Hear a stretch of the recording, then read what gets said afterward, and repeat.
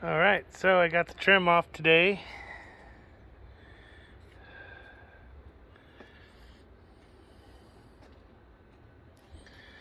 So all of my problems stem from right here. This right here is separated, which looks like it was just peanut buttered together at the factory.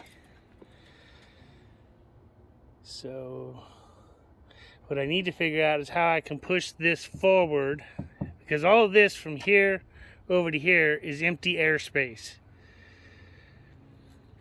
So it is all the way over to here.